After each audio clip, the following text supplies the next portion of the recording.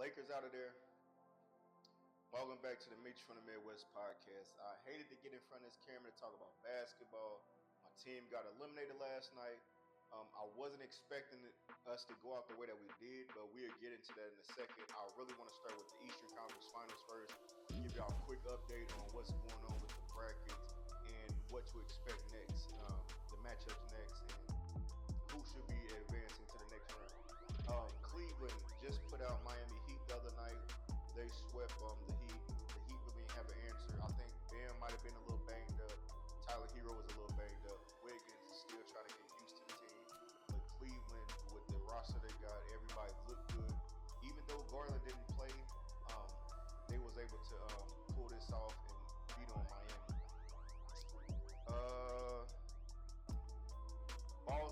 Boston put out Orlando Magic. They win the series 4-1. Tatum went crazy. I think he was only out one game. I think that was the game that they lost. But Jaylen Brown and Derek White stood up to the plate and made sure that they won. Porzingis, all them boys, the whole bench, Pritchard, Hauser, all them guys, they made Orlando realize, look, y'all might be getting the best of us in the regular season, but when they get to the playoffs, we're a whole nother team. This is the championship team right here. They got rid of Orlando. Orlando didn't have Franz Wagner, I want to say, and they didn't know. Was it Mo Wagner? I don't think they had Mo Wagner, and they didn't have Jalen Suggs. Now, could they possibly got another game in? I think they could have, but I don't think they would have won this series because Boston they stacked, man. They one of the teams in the playoffs right now that everybody don't want to play right now, but they're gonna have to end up running into regardless. Next one, we have Milwaukee Bucks versus the Pacers. The Pacers beat the Bucks 4-1. They pulled off an amazing win the other night. The night before that, Dame Lillard went down. He torn his Achilles. So once he went out, it was pretty much Giannis and whoever was going to step up with him, who just so happened to be Trent Jr. Last game, Game 5, Trent Jr. went crazy. I want to say he started off 0 for 7 on three-pointer, and then he ended up going 7 for 8 the second half on three-pointers alone. And he dropped like 30, 35 points to go with whatever Giannis had. But at the end of the game, it was about 12 seconds left after Trent hit his three-pointer. They're driving down court with a couple seconds left, trying to throw the ball around to avoid getting fouled and win the game. And they throw the ball to Trent, and the ball goes right between his legs, goes out of bounds. Tyrese Halliburton runs down the court, gets a layup in on Giannis, and wins the game before regulation. And after the game was the main part was because this was a back and forth, them yapping with each other. But Tyrese Halliburton, dad, got on the floor and had a sign, and he was talking to Giannis in his face. Giannis didn't realize that was Tyrese's daddy, so they get to argue and everything. Giannis got on the press conference, said he didn't appreciate getting disrespected and everything. And then as of today, what I just read was that they are not banning, but they are not allowing Tyrese Halliburton dad to be at the home or away games. So from here on out, he cannot be at these games because I guess the league is staring down and like, look, you can't have your dad getting on the court talking crazy to people. Because if that was T. Morant, if that was John Morant dad getting on the court doing that, they would have did him the same way. But with Tyrese dad, he got on there and he was letting Giannis have it. He was going crazy on him, and he wasn't feeling that. So he is not going to be there. Hell, that's really their mascot right now. So Milwaukee moves. Milwaukee is headed home. The Pacers move on, and they will be playing. I'll get into that in a second. The Knicks in Detroit. They are. Wait a minute. The Knicks are up 3-2. I want to say the Knicks are up 3-2, but it's in New York tonight. So Detroit needs to win. They win or go home, and if they get it back to Detroit, wait, am I right? Or maybe it got to be in Detroit tonight. I'll take it back. It's in Detroit tonight. So Detroit needs to win at home and force a game 7. If not, they are out and they will be eliminated. So that breaks it down to we have the next round will be Cleveland versus the Pacers, and Boston Celtics will go against either the Knicks or Detroit, the winner of that. So I'll let that play out, and after that game is played out, once the semifinals is set, I'll come back on here and give y'all my predictions on who I believe will win that round. Let's jump over to the West right quick. The West, OKC put out the New Orleans Pelicans. Damn, they did that like a week ago. They swept the Pelicans. Was it the Pelicans? It couldn't be no fucking Pelicans. What the fuck is this? Am I tripping? It wasn't the Pelicans. Who was the number 8 seed? Mm. Oh shit, I can't remember who. Let me see something. I'm having a who did OKC play? OKC. What is it? They played Memphis Grizzlies. I don't know why the hell I just said that.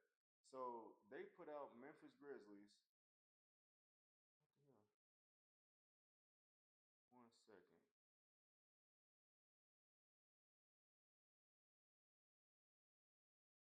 So the Thunder put out the Memphis Grizzlies 4-0. Um, Ja and them boys just ain't look good, man. They just I don't know if they was battling injuries or what. They just didn't look like a good team together. They look like they lost their identity after they fired their coach and got rid of Dylan Brooks last year. But OKC looks like the real deal. They look like the number one seed and they've been playing like it. Next we have Denver and the Clippers. They are now Nuggets are up 3-2, but the next game will be in LA. I think the Clippers can pull out the win, and it's going to force a game 7. And then the Rockets and Golden State. Houston pulled off the win last night. Golden State is up 3-2, but the next game will be in Golden State. I want to say, yeah, it should be in Golden State. So if Golden State wins, they will be going on to the next round. And Denver. Oh, let me see something. Last one I want to get into right here: Minnesota Timberwolves versus Los Angeles Lakers. We were the 6th seed. No, we were the 3rd seed, and Minnesota was the 6th seed. I believe that we was gonna win this series from the jump. One thing I can say is that going into this series, I felt like if LeBron, Luka, and Reeves shows up, we can win. But somebody on the bench gonna have to step up. Maybe Rui, even though he starts, he needs to do his thing. And then on Minnesota, I said the only person that they got really is Anthony Edwards. But if Nas Reed or McDaniel step up, then if they score over 20 any game, they're going to automatically win that game. But then they got Randall as well. So if he scores 15, 20 points, we're going to lose that game. I wasn't too worried about Rudy Gobert or nothing like that. But when we get into the series, we had some winnable games. Some of the key games that we lost was because I want to say game 4, JJ Redick decided to play um, the starting 5 for the entire second half. Nobody went to the bench. His rotation was horrible. So this is a coaching thing. If you don't get your the star players a little bit of rest, a couple of minutes, they're gonna burn themselves out and their shot gonna be dead. Their legs is dead. So I don't know what he expected. Um, then going into game 5 after coming off a loss like that in game 4, we go into game 5 and we're like, look, um, Rudy Gobert is a piece of shit. He's trash. We should be able to dominate um, everywhere else on the court. But if we don't have a big man in, Rudy is going to look like Wilt Chamberlain out there. That's exactly what happened last night. JJ Redick decides, hey, I'm not playing Jackson Hayes tonight, so we're going small ball. When you do that, that means that somebody smaller. Rudy Gobert is like 7'1", 7'2".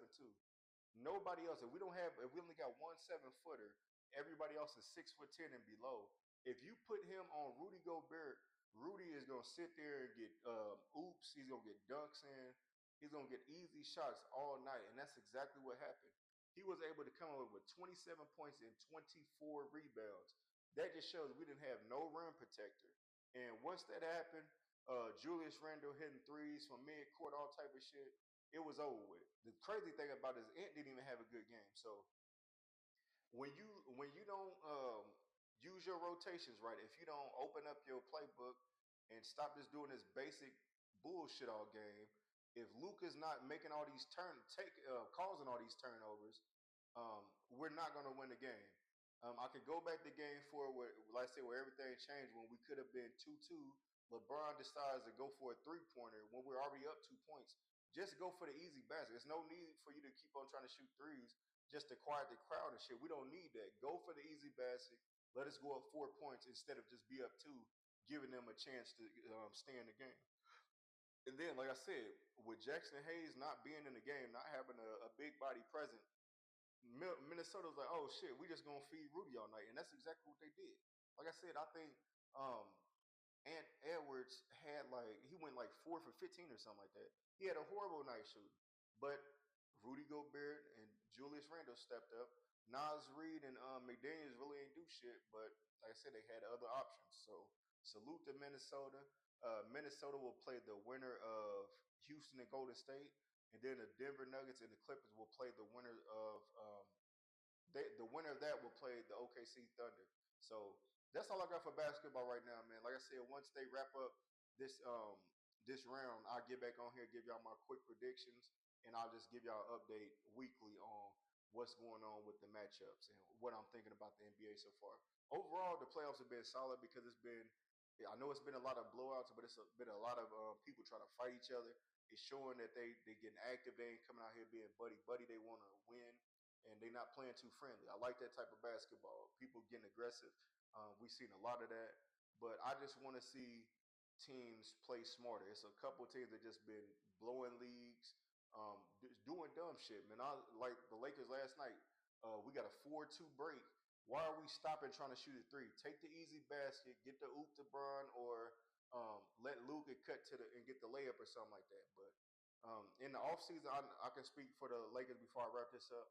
The Lakers need to get a big man. I'm really pissed that we didn't get that Mark Williams and Connect trade to go through because guess what? We didn't use Connect this whole damn series. He was sitting at the end of the bench with Twin Morris all the way at the end of the bench, not doing shit. So what was the purpose of keeping him if we're not going to use him? That's a coaching thing. Get these young dudes available. He's a 3-point shooter. That's what you drafted for. They said he's a version of JJ Redick. Why in the hell won't you put him in a game so he can show that?